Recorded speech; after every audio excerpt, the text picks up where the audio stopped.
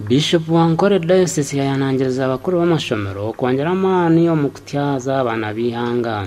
Bishop Sheldon Mwesigwa yahaye kwaburo kweri izoba ubu yabanagambira abakuru b'amashomero ga primary aga Wankore Diocese abayika aha mukoro gwo kushohoza ebirigiro mu bibuzo by'abana abari kuza mu kibina cya mushanju omukoro gwo gwakorwa kitebe kikuru cyo bureberezi. Wabo inabana abo ekintu cyo kubatamu tomorrow bali agumana bijuka hatogo mwana yaba international takubasa kwewa of course kwagire gamba yaja omushomesa wanje.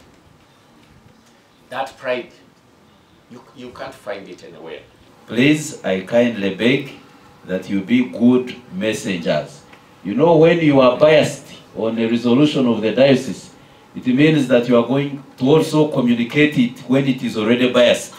And it means the recipients are also going to be biased and they cannot discuss it objectively. Reverend Canon Agashamwezi orukure byo wegesa Wankore Diocese yashobora ikigendero cyo bureberezo kutaho evuze ebi. Twabantu reba amashomero gaturindwe gakora giga kuzirigi konka cyarenge twashanga ngo aha industrial action yabiriho abana be cyamukaga batubakuzirigi abo kubera ubingi bakamara umuka.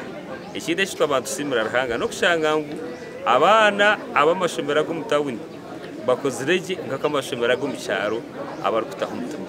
Alinda Sara orikoranga Isingiro District Inspector of Schools wa umujanye mukuru yashaba bakuru b'amashomero okugera za plane zigendereye kutungura amashomero gabo kutari okugabandika. Some head teachers, they are in schools but without the school improvement plans.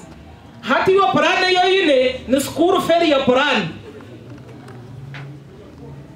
Because my Lord Bishop of Ambassador Zar Saha he namashomero kinareba instead of division 1 hati bono operate in Jerome U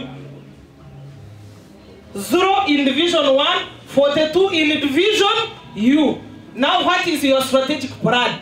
Omugandi ekitongore ekikiri kwebembera amatendekero gebye mukono ekya Uganda Vocational Training and Assessment Board kusindika bakare bari kukarwa na 20 okumabeji abari kuhika emitwaro 13 kashanje 5 na mukaga bari kuza gukora ebuzo bye mukono omusentazi rushandwa nanishato kwetorora yanga lyona bitu twine nkora kugira ngo umwana ayino gukora ikintu practically ninga kwese mukonete kumureba kuranga buri mwana yakora ikintu cyakuteka deka ngo yaza kutandika gukora nakuba nakikora katugame ngo yanego kubija twagira ngo atkora urwijashime gukora urwiji urutwasa kuteka katari twaguza so nza kwati nabante 2025 kuja kwano bareberera abana abo kurangu bakora ibintu byo ubushime kuba aba bayore ko kwatwaho ababeji abishiki okuba bake wagerageranisa nabojo abari kushoma amashomaga yebo gishaha no shuti